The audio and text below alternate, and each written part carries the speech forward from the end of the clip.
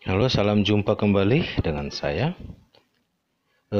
Materi kita pada hari ini adalah materi IPA, perkembangbiakan tumbuhan. Baik, kita mulai saja.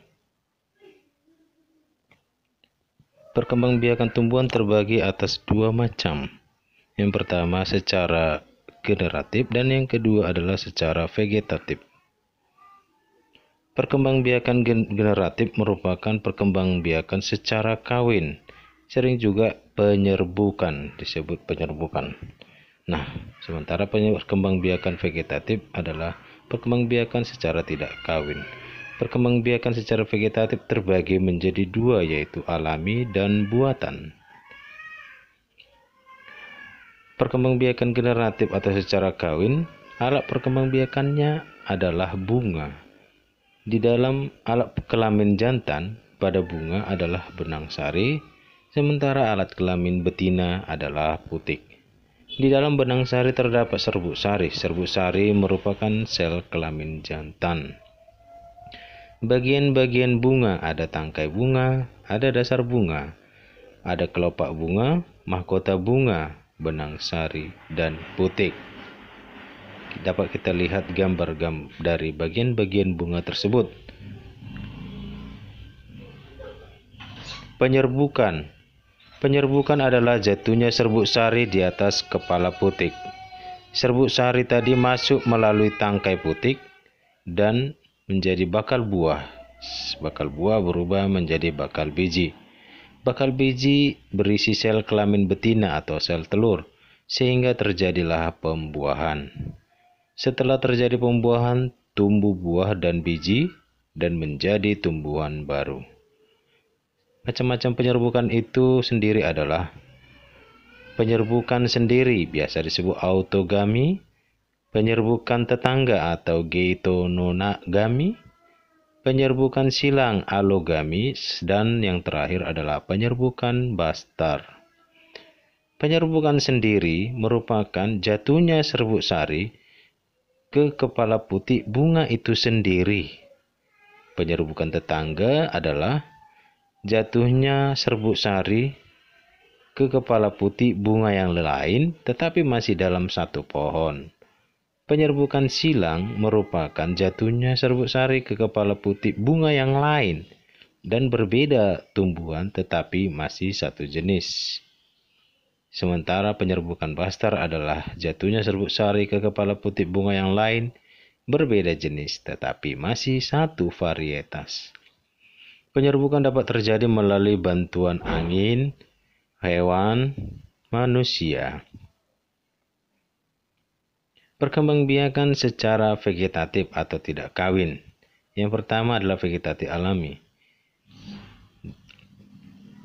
Vegetatif alami adalah perkembangbiakan tumbuhan secara vegetatif atau tidak kawin tanpa bantuan manusia.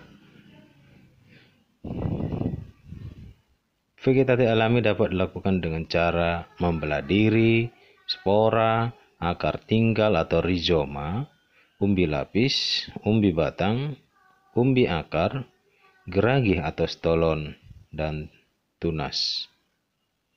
Sementara membelah diri itu terjadi pada tumbuhan tingkat rendah, contohnya pada ganggang hijau. Ini dia gambarnya. Spora terjadi pada tumbuhan paku-pakuan, misalnya suplir, jamur. Di bagian belakang daun terdapat bagian bulat yang disebut kotak spora. Di dalam kotak spora terdapatlah spora.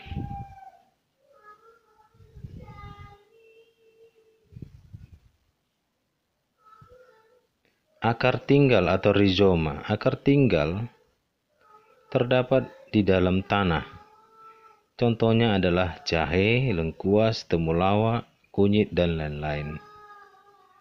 Batang tersebut beruas-ruas dan tumbuh mendatar. Di setiap ruas akan tumbuh akar. Tunas ini dapat tumbuh menjadi tumbuhan baru.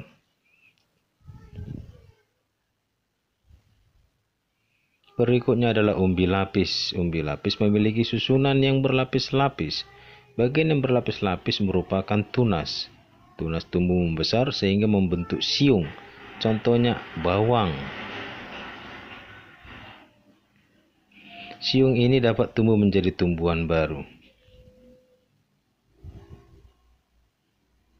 Umbi batang. Umbi batang adalah batang. Pada umbi batang terdapat mata tunas. Mata tunas dapat tumbuh menjadi tumbuhan baru.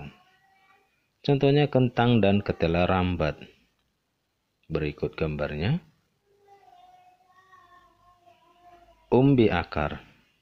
Akar yang berubah fungsi untuk menyimpan cadangan makanan disebut umbi akar. Contohnya bunga dahlia dan wortel.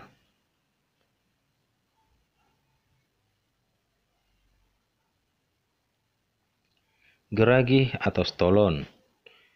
Ini merupakan batang yang tumbuh menjalar, contohnya tanaman arbe dan rumput teki.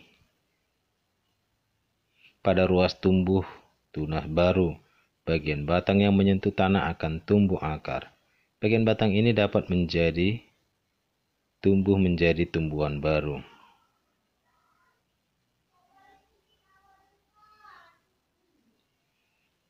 Tunas muncul pada pangkal batang. Pangkal batang ini terdapat di dalam tanah. Tunas akan tumbuh menjadi tumbuhan baru dan membentuk rumpun. Contohnya pisang dan bambu.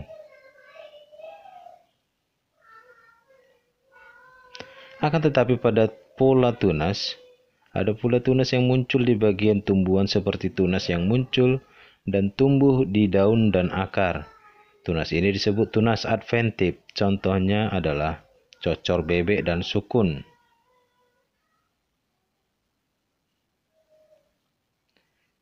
Berikut adalah vegetatif buatan. Perkembangbiakan tumbuhan secara vegetatif dengan bantuan manusia. Ada beberapa hal yang perlu kita ketahui. Vegetatif ini dapat dilakukan dengan cara cangkok, stek, sambung atau enten, tempel okulasi, merunduk, kultur jaringan. Mencangkok adalah membuat cabang batang tanaman menjadi berakar. Mencangkok dilakukan pada cabang yang dekat dengan batang. Caranya, sebagian kulit cabang dibuang. Pada cabang yang dicangkok akan tumbuh akar. Cabang inilah yang siap ditanam menjadi tanaman baru.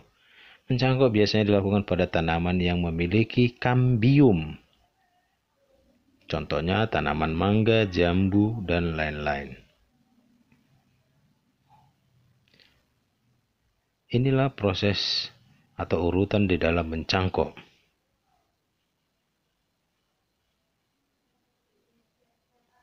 Stek. Stek adalah perkembangbiakan dengan cara menanam potongan atau bagian dari tumbuhan tersebut. Bagian tumbuhan yang dapat ditanam dapat berupa batang, tangkai, atau daun. Beberapa tumbuhan yang dapat disetek adalah singkong, mawar, tebu, dan tumbuhan lidah mertua, dan lain-lain sebagainya. Singkong dapat disetek bagian batangnya. Mawar dapat disetek bagian tangkainya. Tumbuhan lidah mertua dapat disetek bagian daunnya.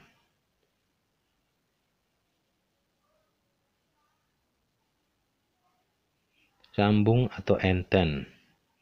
Menyambung atau mengenten bertujuan menggabungkan dua sifat unggul dari individu yang berbeda. Tumbuhan akar kuat tambah produktivitas tinggi, menghasilkan tumbuhan akar kuat dan yang memiliki produktivitas yang tinggi. Contohnya adalah tumbuhan yang sekeluarga, misalnya tomat dengan terung.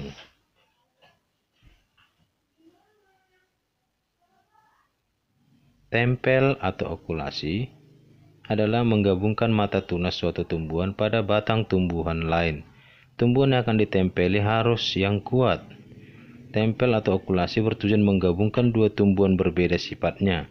Nantinya akan dihasilkan tumbuhan yang memiliki dua jenis buah atau bunga yang berbeda sifat. Contoh okulasi pada bunga mawar akan menghasilkan dua warna atau yang lebih.